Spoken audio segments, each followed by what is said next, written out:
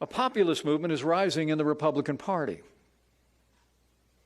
The growing faction would substitute our faith in limited government and traditional values with an agenda stitched together by little else than personal grievances and performative outrage. A leading candidate for the Republican nomination last year called for the, quote, termination of all rules, regulations, and articles, even those found in the Constitution, close quote.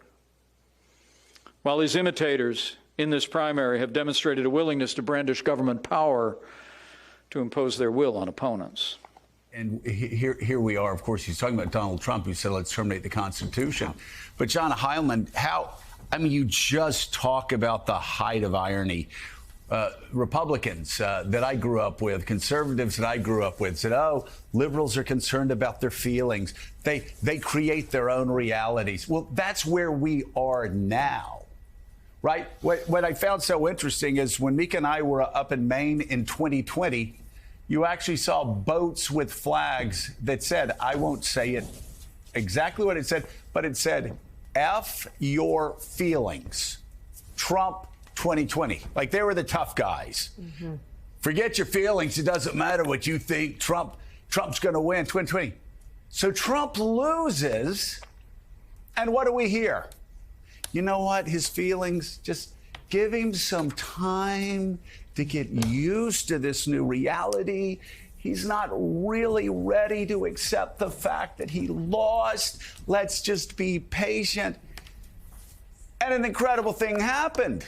These so-called conservatives were suddenly the people who wanted us to believe their reality, who wanted us to believe their feelings. Their feelings, and Jonah Goldberg goes into this, their feelings have become their reality. And suddenly, again, custom, Constitution, American institutions that have sustained us, whether you're talking about the Justice Department or the United States military or America's colleges and universities, the greatest in the world by far.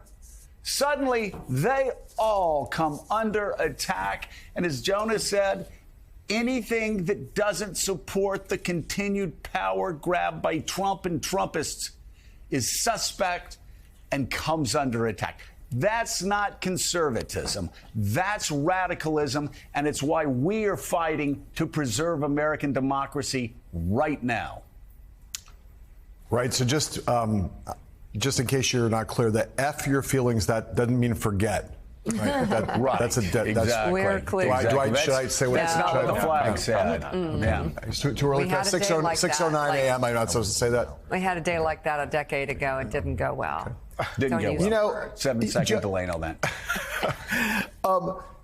Joe, yes, I mean, all of that's true. And of course, it's been a long time since the Republican Party was a conservative party, in my view, properly understood in the Burkean sense of conservative, temperamentally conservative, constitutional conservatives, like the kind of definition of the kind of conservatism that you were attracted to when you first joined the movement and joined the party. You know, and of course, it is the version of it that Jonah's talking about, you're talking about, is not just radicalism, it's cultism, right? It's cult of personality when it comes to Donald Trump. But, you see it now. It has escaped even, Trump is a very big figure in the party, and obviously is the dominant figure in the party. But it's long beyond Donald Trump now. You look at up in the state of Wisconsin, we have talked on this program a lot since April when this liberal justice whose last name I could barely pronounce in Wisconsin got elected, to everyone's surprise, to the Supreme Court in Wisconsin. The Republicans in Wisconsin are now trying to invalidate that woman's election. She hasn't even heard a case yet, and they're just trying to throw it out. They're trying to get her impeached, basically, 4 months after she got elected, because she threatens the power of Republicans over the Wisconsin legislature. No respect whatsoever for the will of the people. No respect for a justly held vote for the base on which this woman got elected to Wisconsin Supreme Court. What's Mike Pence going to say about that? Is Mike Pence going to stand up and say, well, of course, as conservatives, we respect the will of the people, we respect the outcome of elections? Or is he going to do what I think everyone in the Republican Party is going to say is, well, Wisconsin Republicans want to throw her out. Yeah, I guess we got to be for that because Wisconsin's an important swing state in this election. So we're not going to take a stand for constitutional principles or for conservatism. We're going to be for that. And, you know, we've seen it on the United States Supreme Court, too, when it comes to Roe v. Wade. Nothing conservative about throwing away a 50-year precedent set in stone. So the problem is that as important as it is to talk about Trump and the cult of personality that drives the radicalism on the presidential level, it's that in every nook and cranny of the party across the country at every level, you have lost a sense in the Republican Party of what the roots of conservatism were that held the party together throughout the modern era until this century, I would say.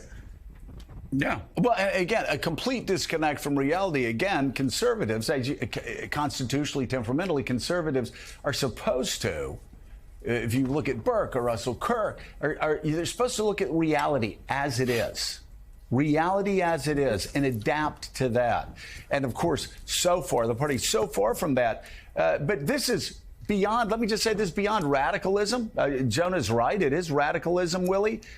But we can say, without being hyperbolic in the least, that this is anti-democratic through and through. You heard what John Heilman just said about what they're doing in Wisconsin, trying to impeach a judge that won a landslide election just because.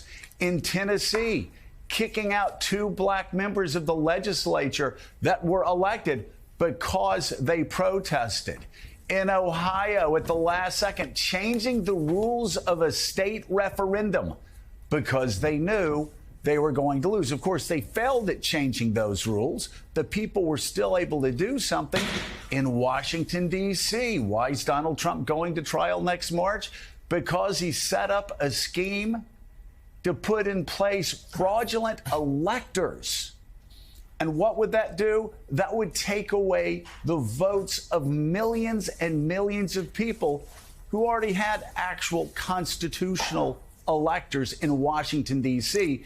to have their votes counted. And of course, we can go to Georgia. You know, Donald Trump saying basically to the Secretary of State, steal the election, throw out 11,000 votes, find one more than I need to win. Again, this is not just conservatism versus radicalism. This is democracy versus anti-democracy. I don't think we've had as clear a cut difference between the parties.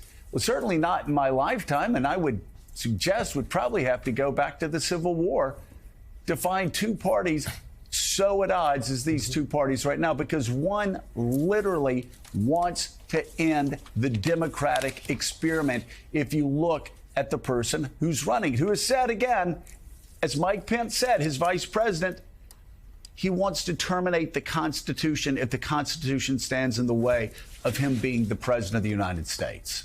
And the argument they're making, or implicitly, I guess, is that democracy has not yielded the results we wanted. Donald Trump didn't win. We didn't get what we wanted on abortion in certain places in these referendums, so we're going to burn the thing down.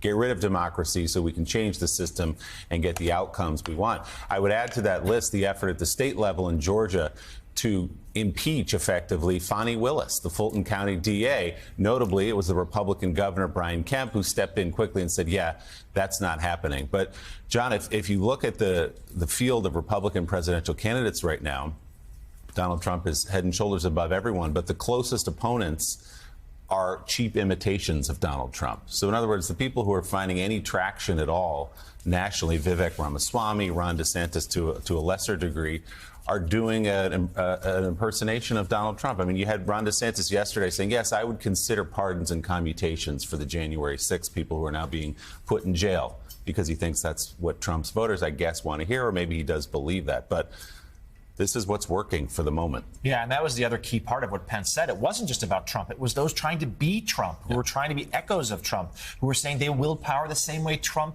has done. And we are seeing that on the state level. I'll add Tennessee, the Tennessee 3, that effort to throw them out, another way that Republicans have tried to overturn the will of the people in order to get what they want. And we're seeing that play out in this GOP primary stage, where Trump is 40 to 50 points up on everyone else. And the other candidates, as you say, who have had even moments of success are those who are doing Trump impersonations. And Mike Pence is right. History will regard Mike Pence as right. In this moment, it doesn't matter. Mike Pence is losing and losing badly. And the argument he's making, again, will be validated by history, let us all hope. But right now, that is a losing argument in the Republican Party. You know, Mika, since 1992, the Republican Party has won the popular vote in one presidential election.